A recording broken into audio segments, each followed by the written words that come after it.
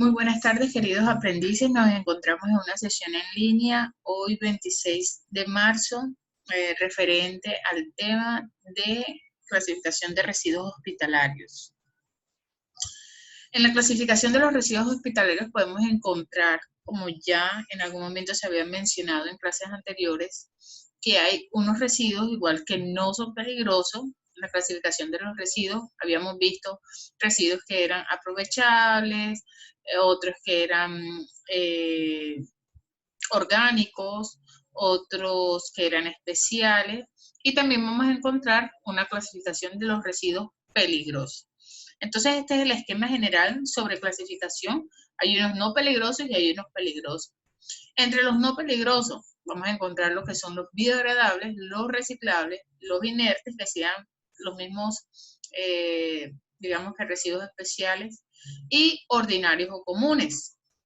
¿Estos dónde los vamos a encontrar? Normalmente los vamos a encontrar en áreas diferentes al área de manejo de pacientes o de enfermería o del servicio de salud, es decir, en un área de comida, en el área administrativa, ¿sí? En los jardines vamos a encontrar este tipo de residuos no peligrosos.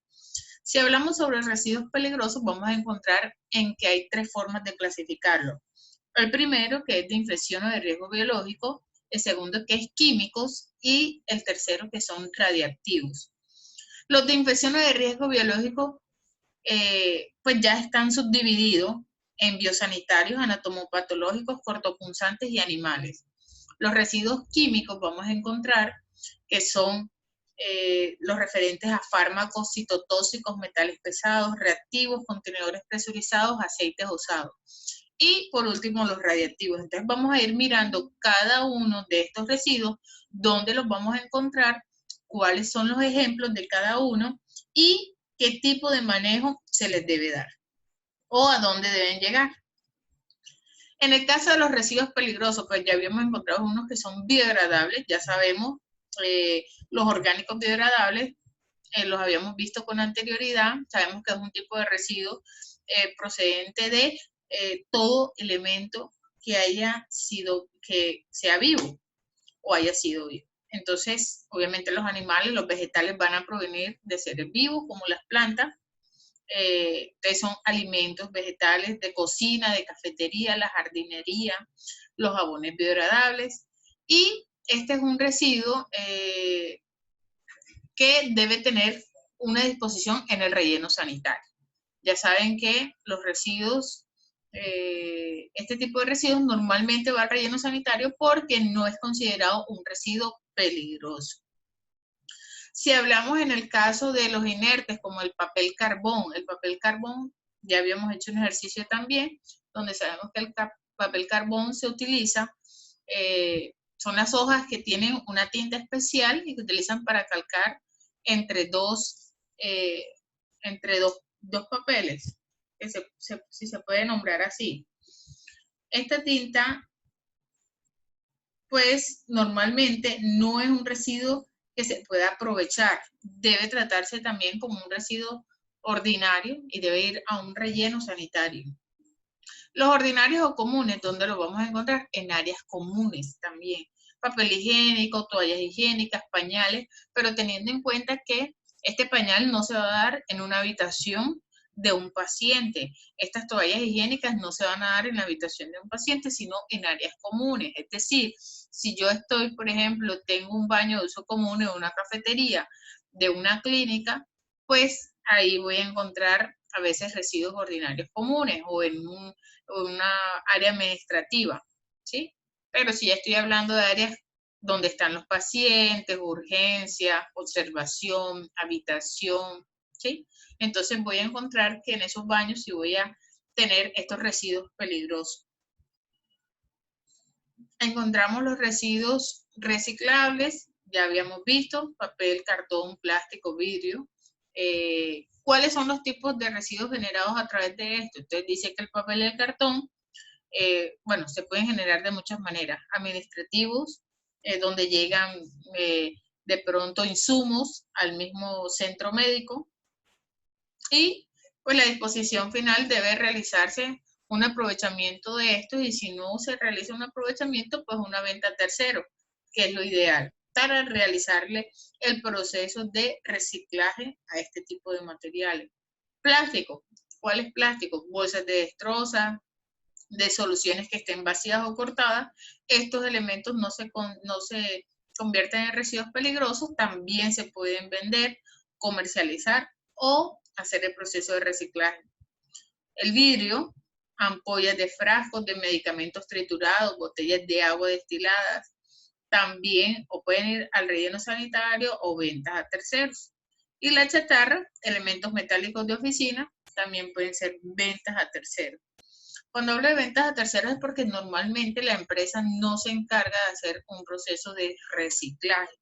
Entonces, como tal, debe darse a un tercero para que realice este proceso.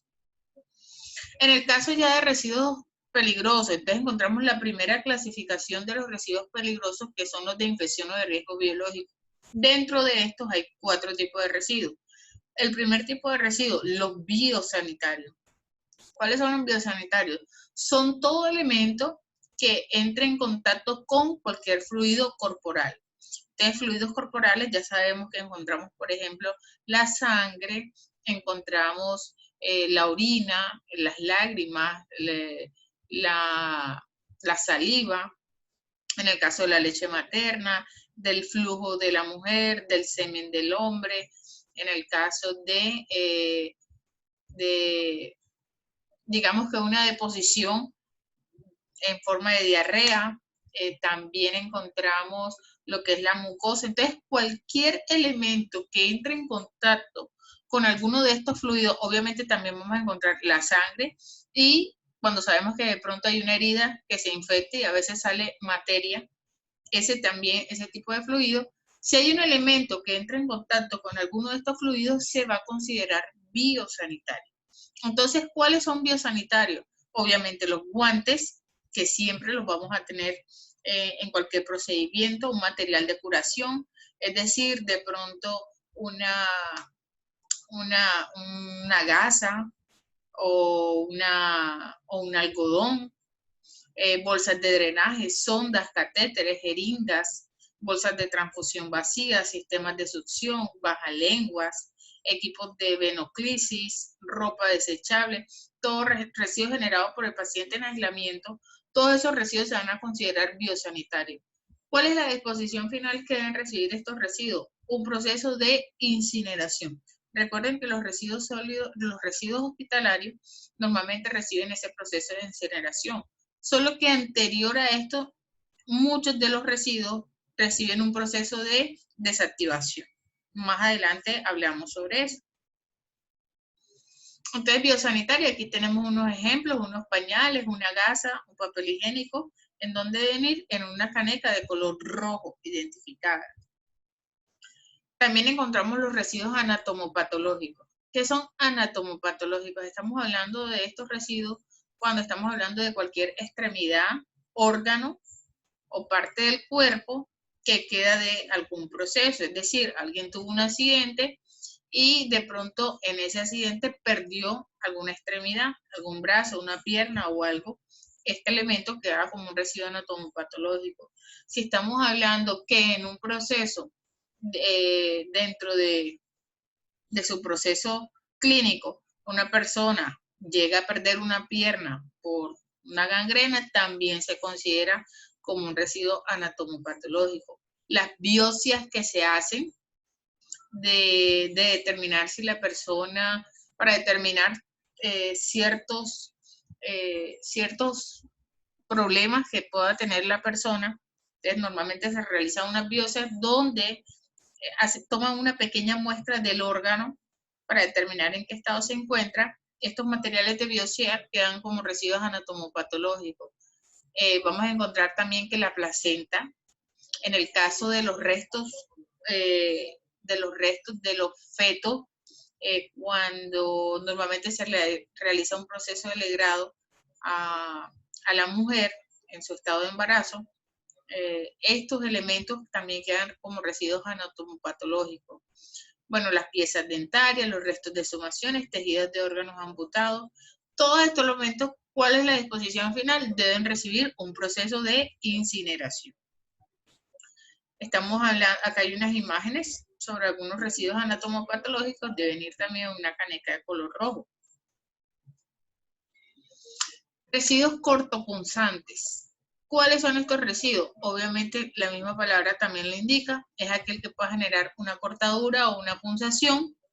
Estamos hablando en este caso de lo que son bisturís, limas, fresas. Miren que las fresas se utilizan, por ejemplo, en la parte odontológica. Entonces no solo estamos hablando de lo que es la parte clínica como tal del paciente en un puesto de salud, en una clínica, en un hospital, no, sino que también en la parte de odontología, todo lo que se atiende también se considera este tratamiento de residuos. Entonces las fresas se utilizan, por ejemplo, para los procesos de hacer calza en los dientes o en las muelitas. También encontramos láminas, laminillas, cuchillas, jeringas con aguja, capilares, guías metálicas. Todos estos elementos deben recibir un proceso de desactivación y posteriormente un proceso de incineración. Acá hay unos ejemplos sobre residuos cortopunzantes. En el caso de los animales, estamos hablando, ¿cuál es el residuo generado? En experimentación con patógenos portadores de enfermedades infectocontagiosas similares al tratamiento anatomopatológico. Miren que en el residuo de animales, si estoy hablando de una clínica veterinaria, pues ya yo no voy a determinar que en los animales que utilicé una gasa con un animal, entonces no va a ser un residuo de con un fluido corporal, no lo voy a tratar como tal, sino que todos los residuos que intervengan con el animal, el mismo animal y todos los procesos realizados con el animal se van a tratar como residuos animales. También debe recibir un proceso de incineración. En el caso de los, ya entramos a otro tipo de residuos de infección o de riesgo biológico, que serían los químicos, y dentro de los químicos vamos a encontrar una serie también de residuos, como son los fármacos. En los fármacos vamos a encontrar residuos como medicamentos vencidos, deteriorados, que han sido utilizados o que han, no en toda su proporción. Entonces, todos estos residuos, pues, ¿qué hago con los fármacos? Hago un acta de destrucción del material, se lo presento a la Secretaría de Salud, ellos me dejan ese documento como soporte y pues yo le entrego la información. Perdón, yo les entrego todos los fármacos que se encuentran en ese estado, para yo quedar con el soporte de qué pasó con todos esos medicamentos. En el caso de los residuos químicos citotóxicos. ¿Cuáles son los citotóxicos? Son los utilizados, por ejemplo, en los procesos de quimioterapia para el cáncer.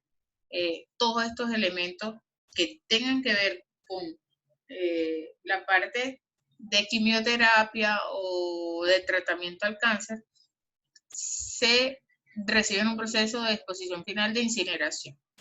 Contenedores presurizados. ¿Cuáles son los contenedores presurizados? Estamos hablando, por ejemplo, normalmente cuando alguien sufre de una afección respiratoria, recibe unos inhaladores. Estos inhaladores, sus contenedores son presurizados. Estamos hablando del oxígeno, también viene en contenedores presurizados. Esos oxígenos que se utilizan para las personas que necesitan este tipo de tratamiento para sus pulmones. Entonces, todos estos elementos, también los que se necesitan para la anestesia, todos estos elementos vienen en contenedores presurizados y al final del proceso deben recibir un proceso de incineración. Acá tenemos algunos ejemplos de elementos citotóxicos. Entonces yo les comentaba que todo lo utilizado, entonces ya no estamos hablando solo de biosanitarios, anatomopatológicos, cortopunzantes, no, sino que todos los elementos utilizados en el proceso de citotóxicos o en el proceso de quimioterapia para el tratamiento del cáncer, tanto la ampolla como los guantes, como el frasco, como si queda líquido, todo se va a considerar como un residuo citotóxico. Los contenedores presurizados, acá hay unos ejemplos sobre unos inhaladores que también se generan en ese proceso. Encontramos metales pesados. Metales pesados vamos a encontrar como el plomo, el cromo, el cadmio, antimonio, el bario, níquel, estaño. Cualquier elemento que tenga este tipo de residuos se va a considerar de metales pesados. Uno que pueden identificar ustedes fácilmente, los residuos de amalgama tienen mercurio.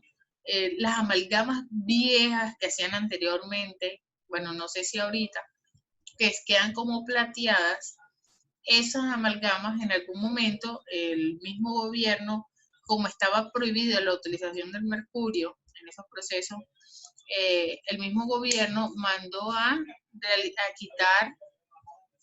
quitar a todos los pacientes que tuvieran esto, mandó a quitarles este tipo digamos, de resina, o no, de resina no, de calza, por una calza de resina. ¿Qué tratamiento debe tener? Debe tener un tratamiento o un relleno de seguridad o recuperación con empresas con licencia ambiental. Es decir, estos metales pesados pueden llegar a empresas que tienen las licencias ambientales o todos sus documentos para poder realizar la recuperación de estos elementos. En dado caso que no se encuentren empresas destinadas para esta recuperación, entonces se deben llevar a rellenos de seguridad que son totalmente diferentes a los rellenos sanitarios.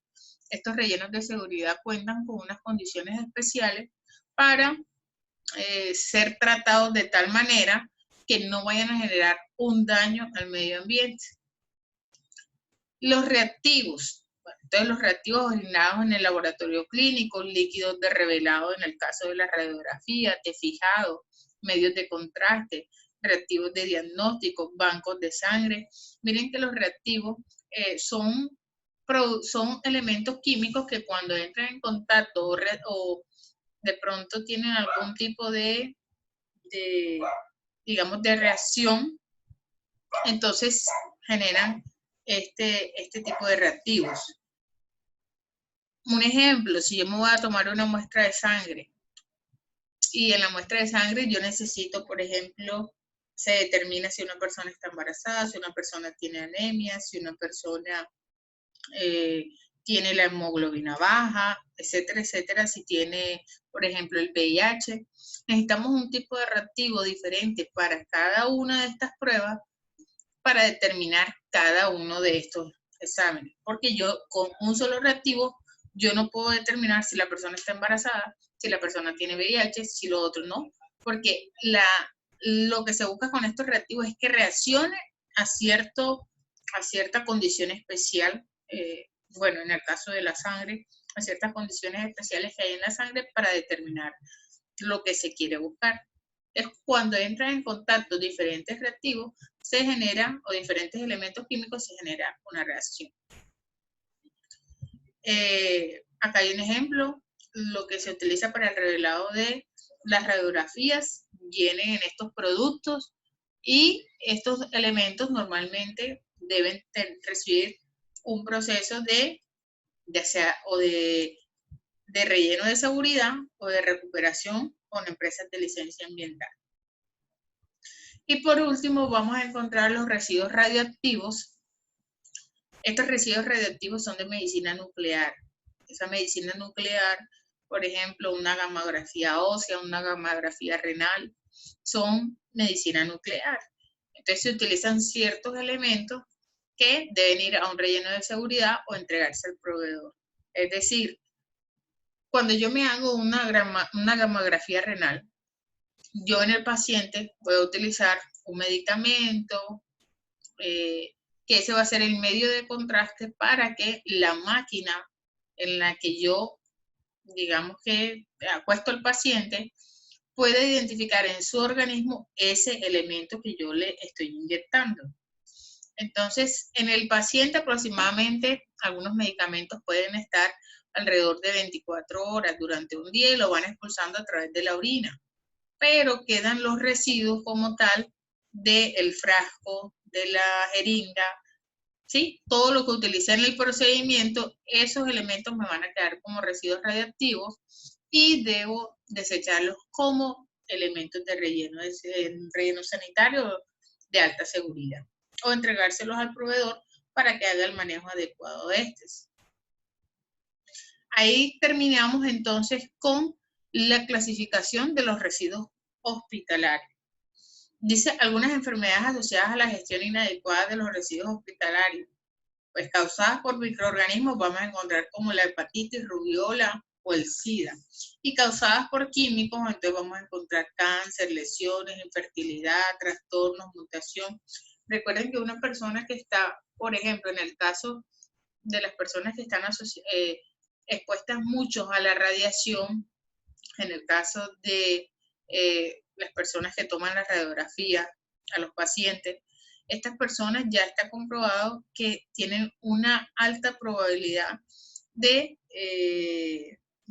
generar cáncer, leucemia.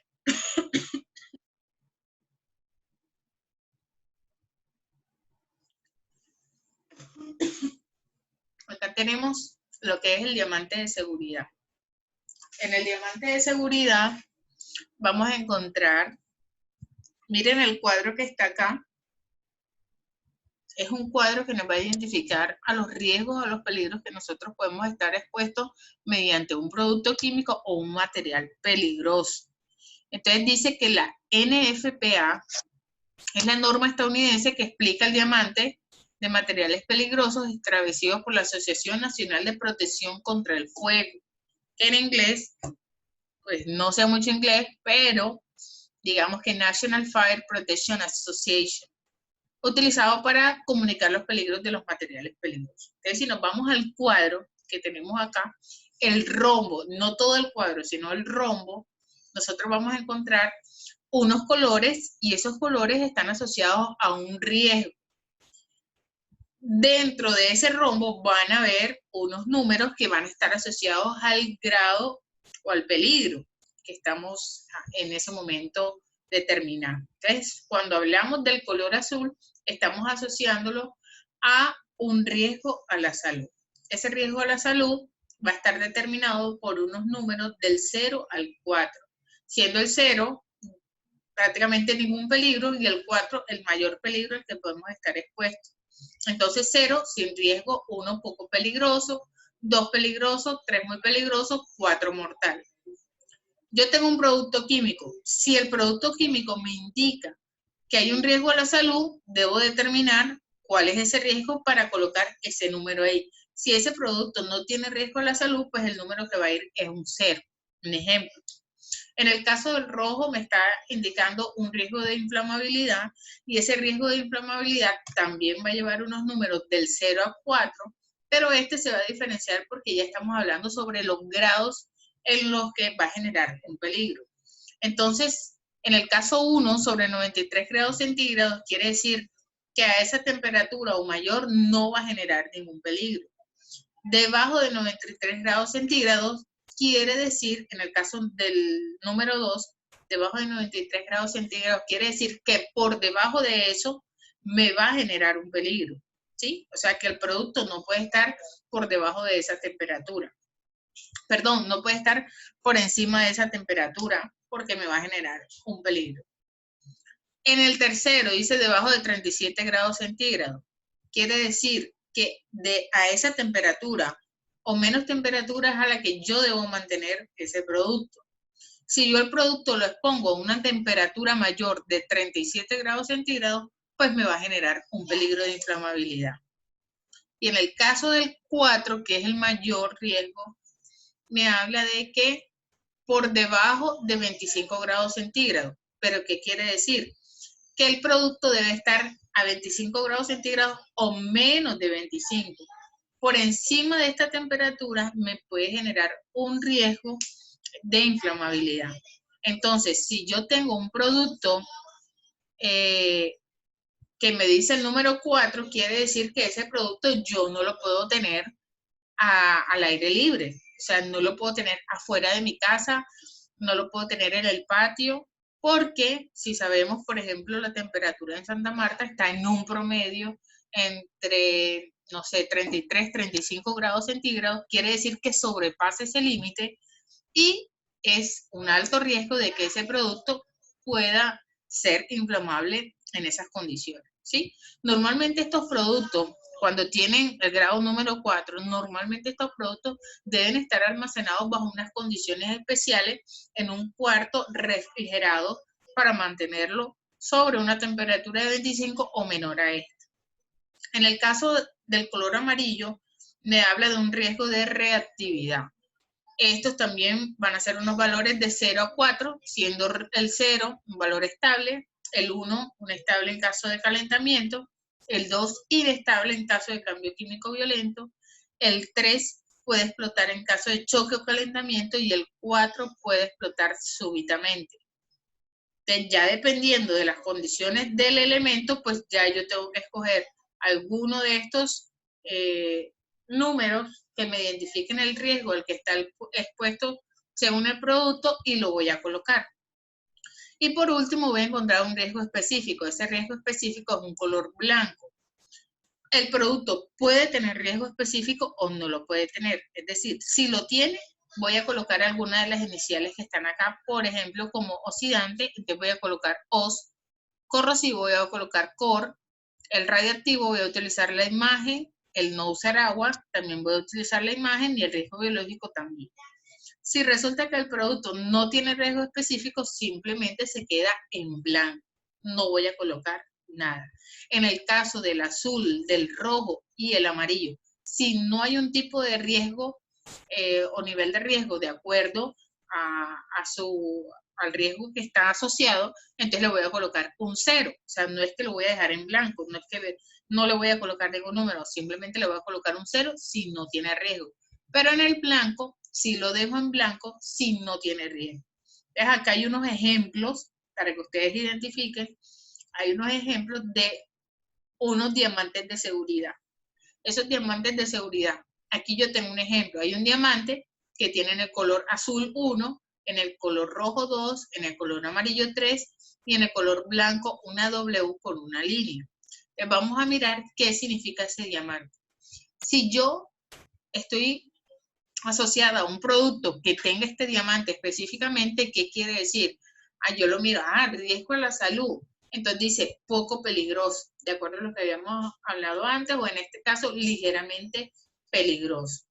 En el caso 2, en el caso de combustible, entonces ya yo voy a mirar por debajo de 93 grados centígrados.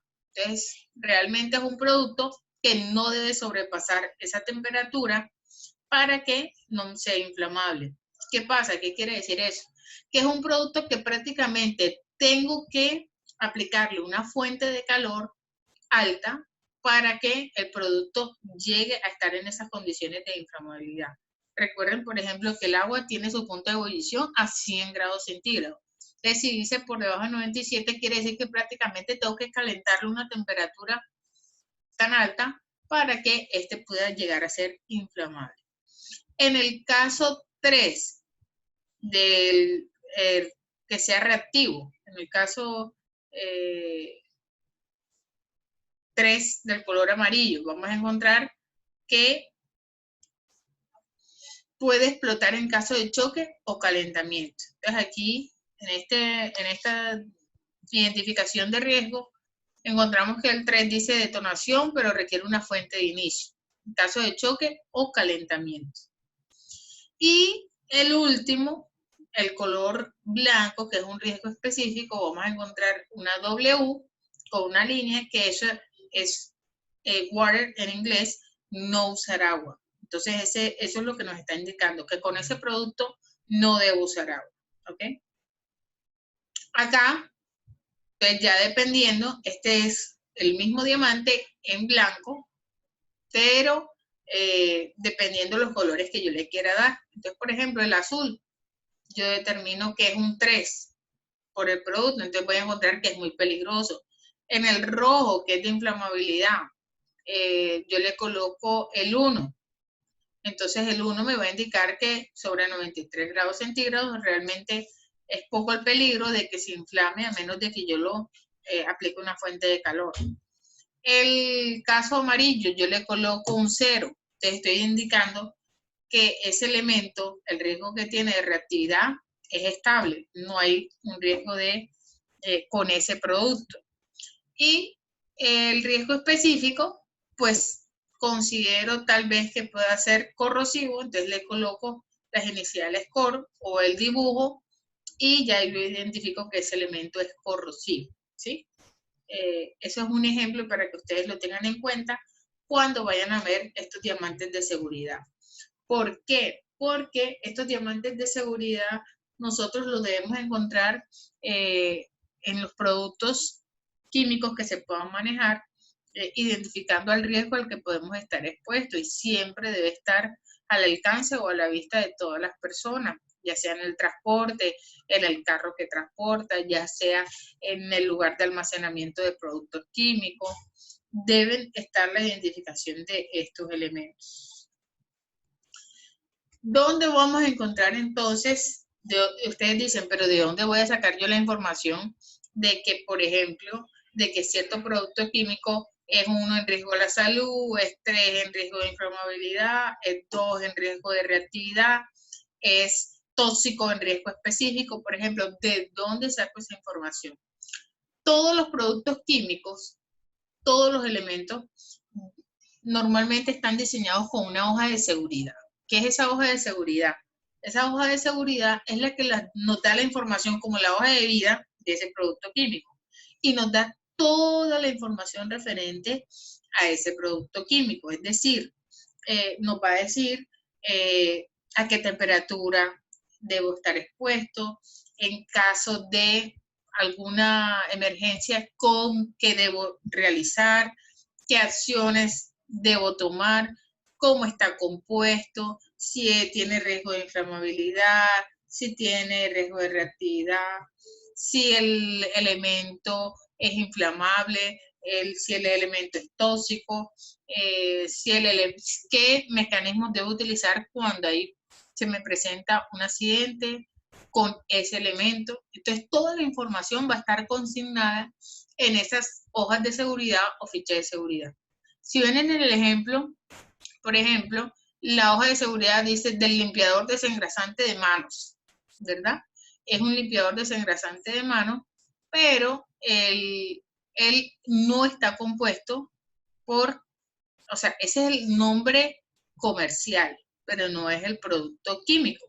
Entonces, el producto químico del que está compuesto dice que es agua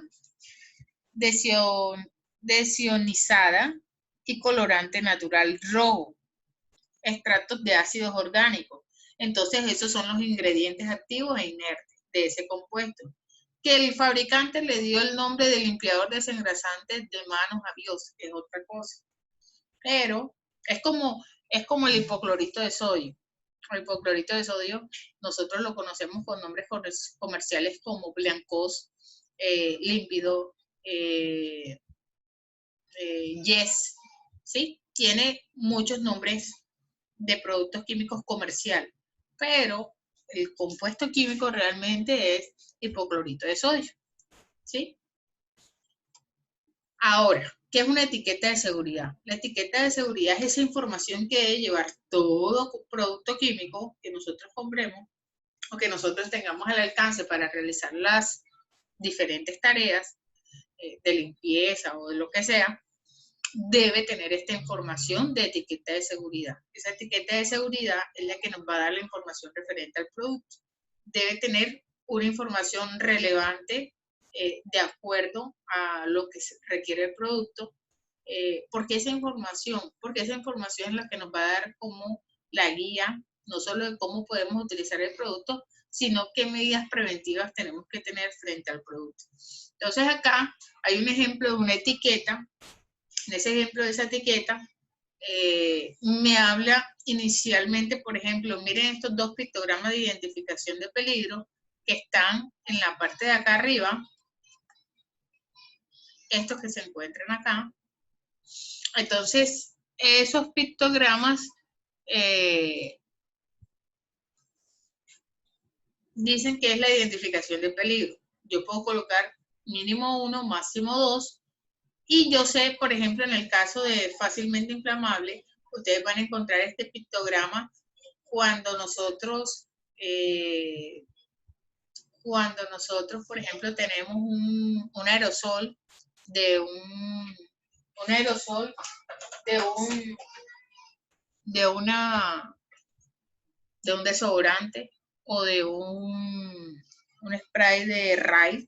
Entonces, él normalmente va a tener este pictograma donde nos indica que es fácilmente inflamable o inflamable. Debe tener la etiqueta tal vez mínimo 1, máximo 2. En el caso del ABC, este ABC que está acá, nos dice que es la identificación del producto, el nombre químico de la sustancia o nombre comercial del preparado. Entonces yo ahí le voy a colocar, por ejemplo, que se llama perencejito, como yo lo quiera llamar, pero también el nombre del producto químico. Es decir, en el caso de que sea el blancos, hipoclorito de sodio. Me dice qué contiene. Entonces en la partecita de acá me dice qué contiene. Ese elemento es la composición, es decir, cómo está compuesto. Que está compuesto de tanto al porcentaje, 100%, del otro el tanto por ciento. Es decir, ese producto químico realmente qué componentes tiene. Ahí lo voy a colocar. Después me da una información del responsable de la comercialización. En ese caso, pues yo voy a colocar si el producto lo fabricó empresa X, entonces voy a colocar el nombre de la empresa, la dirección, el teléfono, el correo, voy a colocar toda la información. ¿Por qué? Porque esa información es relevante para la persona que esté haciendo utilización del producto, ya que si yo tengo algún inconveniente o se me presenta algo, pues yo puedo llamar a la empresa y preguntar o que me den información acerca del producto, de cómo utilizarlo, o mire, se me presentó esta emergencia, o mire, el producto está en estas condiciones, ¿qué puedo hacer? Entonces, ahí debe estar toda la información del fabricante, quién lo fabrica, lo comercializa, en qué dirección, ciudad, todo. Número de autorización, ese número de autorización, pues ya hay unas, de acuerdo a dónde se está comercializando, quién está dando el permiso de que se comercialice esa sustancia o quién autoriza la comercialización de esa sustancia. Entonces, en este caso, acá tenemos unas frases R y unas frases S. Las frases R están asociadas a riesgo y las frases S están asociadas a prevención. Esas frases R y S son unas frases que están estandarizadas, es decir, que son lo mismo aquí, en la China y en la Conchinchina. ¿Qué quiere decir eso? Que las maneja Colombia, las maneja Estados Unidos, las maneja China, las maneja Venezuela, las maneja Canadá, las maneja Europa, por decirlo así. ¿Por qué? Porque yo no puedo decir que este producto aquí en Colombia me puede generar cáncer y resulta que me lo llevo para Europa y Europa ya, porque está en Europa, no genera cáncer. No puedo decir eso. O se fue para Estados Unidos y allá no genera cáncer. No. Si genera cáncer aquí, genera cáncer allá y en todos lados. Eso es como las normas ISO que están estandarizadas. Esas normas ISO ya son son a nivel internacional. Entonces, estas frases R y S también están estandarizadas a nivel internacional, es decir, en todos los lugares manejan los mismos códigos o la misma frase. ¿Qué quiere decir eso? Que cada número que está acá, cada numerito está asociado a un riesgo, ¿sí? Por ejemplo, en este caso, donde dice R2325, puede ser tóxico por inhalación y por ingestión. Si yo me voy al listado de las frases R, yo voy a encontrar que el R23 va a ser tóxico por inhalación y que el R25 va a ser tóxico por ingestión. Pero hay unas frases combinadas. Esas frases combinadas quiere decir, el producto es tóxico por inhalación y por ingestión. Entonces, ahí está la combinación de esos dos elementos. En las frases de prevención, por ejemplo, el 7, manténgase el recipiente bien cerrado. El 16, Entonces, consérvese alejado de toda llama o fuente de chispas, no fumar.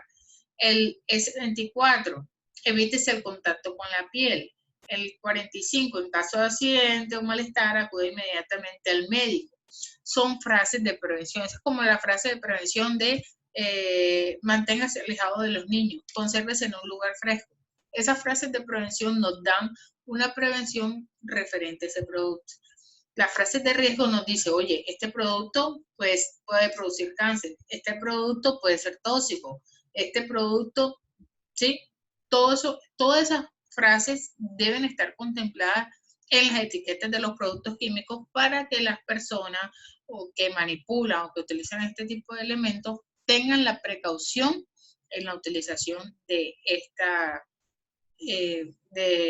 pues la utilización del producto.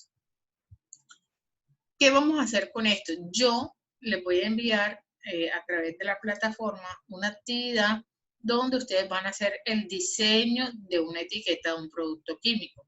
Entonces, en la información, pues les voy a dar todos los pasos a seguir de acuerdo a lo que ustedes tienen que hacer referente a esta información. Deseándoles que tengan una feliz tarde y deseándoles que todos se encuentren muy bien. Dejamos o cerramos la sesión en línea hasta este momento. Un saludo muy especial para todos.